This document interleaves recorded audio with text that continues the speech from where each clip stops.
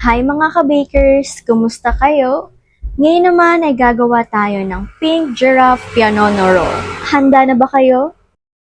Ang mga kailangan natin ay egg white 5 piraso, sugar 50 grams, cream of tartar 1/4 teaspoon, egg yolk 5 piraso, mantika 1/4 cup, fresh milk 1/4 cup, sugar 75 grams, asin 1/4 teaspoon, baking powder 2 teaspoon, vinegar 1 tablespoon, at cake flour na 125 grams. Ilagay na natin ang itlog, fresh milk at mantika, asin, baking powder, asukal, cake flour. Natin na itong haluin para magsama na ang mga ingredients natin nilagay dito at para matunaw na rin ang ating asin at ang ating asukal. Pagkatapos haluin ng kaunti, atin nang ilagay ang suka. Haluin lamang natin ito ng kaunti at pagkatapos natin itong haluin ay atin na ilagay sa ating mixer. Hayaan lamang natin itong mag-mix hanggang sa mawala-wala na ang mga buo-buo nito at higit sa lahat ay pure na liquid na lang talaga ang ating makita. At syempre, pagkatapos nito ay galagay naman tayo ng cream of tartar sa ating white sugar at atin na itong hayaang i-mix or atin siyang i-mixer. At kapag umasa na ito ng kaunti, ay atin nang ilagay ang ating asukal dito. Dahan-dahan lamang po natin ito at continue lamang po natin ang pag-mix hanggang po sa umalsa na po ito ng tuluyan.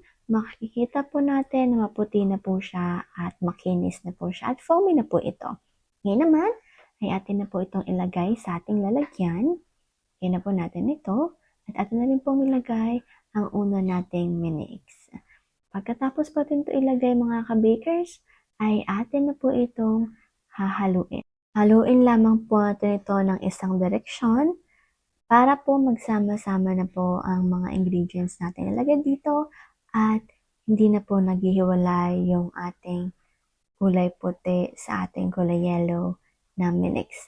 Kukuha po tayo ng kaunti at atin pong ilalagay sa ating canister at ngayon naman po ay atin na po itong transfer sa ating lalagyan na merong parchment paper. Yan, para po hindi po siya dumikit sa ating lalagyan. At atin lang po siyang ipantay-pantayan mga ka-bakers. Yan, ayusin lang po natin ito para po hindi naman po umiyak ang kakain at higit sa lahat. Ipantay naman po ang dami ng bawat gilid at saka gitna po nito. Pagkatapos po pantayin ay eto na po ang kanyang itsura. Maglalagay na tayo ng 2 teaspoon ng red strawberry flavor at atin na itong haluin ng haluin hanggang sa magsama-sama na or magkulay red na ang kulay nito. Inilagay na natin ito sa ating pastry bag at pagkatapos ay lalagyan na natin ang ating cake. Atin nga lang po siyang pagguhit-guhitan at pasensya na nga po kayo sa mga ingay o tunog dahil iyon nga po ay mga tunog tagumpay. Maguguhit na rin po tayo ng pababa at habang naglalagay po tayo, naguguhit po tayo pababa ay magpipisil din po tayo ng laman para po meron din po sa loob nito. Ayan. Pagkatapos naman po nito mga ka-bakers, ay atin na po itong binaliktad at guguhit din po tayo ng pababa hanggang po sa matapos na po tayo. Atin na po itong itataktak para mawala pang bubbles at i-oven na po natin ito. Ang oven temperature sa taas ay 170, sa baba ay 200 at ang baking time ay 20 minutes. After 20 minutes ay luto na po ang ating Pink Giraffe Pianono Roll na sobrang sarap at sobrang yummy. Atin na po muna itong tanggalin sa ating plancha or lalagyan. Yan. Para po lumamig po siya at kapag malamig na po ay atin na po itong ilagay sa ating parchment paper na may kinalat na asukal. At maglalagay na po tayo ng ating 100 grams ng caramel sauce or caramel filling at lalagay lang po natin ito sa bawat gilid nito at saka po sa gitna. Wag naman po masyado madami para po hindi po siya nakakaumay. Mas masarap po kasi talaga yung sakto lang at saka para po mas marami po tayong makain. Anyways nga po, atin na nga po itong i-roll yung mga ka-bakers. At ang pag-roll yung nga po nito ay dahan-dahan lamang po. Just take your time lamang po. Pag nanolyo na po ito, pwede na po ito ipahinga ng mga ilang minuto lang, siguro mga 3 minutes or 5 minutes. Pagkatapos ay okay na po iyon.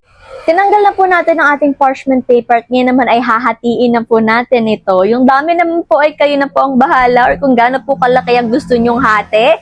Nakadepende po kasi talaga yan sa costing natin at kung magkano po atin siya ibebenta, lalo na at pang negosyo po ito. At kayo na pong bahala mga ka-bakers as long as swak na swak po sa budget ng ating mga mamimili at lalo na po sa ating mga kiddos na gustong-gusto at paborito po talaga nila ito. Eto na nga po, presenting ang ating finished product na sobrang yummy naman talaga, sobrang lambot. Kaya naman mga ka-bakers, gawin nyo na din po ha.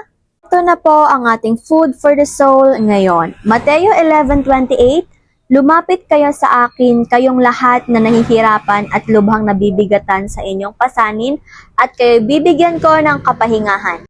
Ilapit natin sa Panginoong Hesus ang lahat ng ating sakit, ating problema at lahat ng mga alalahanin natin sa ating buhay dahil siya lamang ang tanging makakatulong sa atin at magtiwala tayo sa kanyang kapangyarihan dahil walang imposible sa ating Panginoon. Siya lamang at wala ng iba pa ang Panginoon noon, ngayon at magpakailanman. At siya lamang ang tanging daan para tayo ay maligtas. Kaya naman hanggang dito na lang po muna ako. Paalam muna.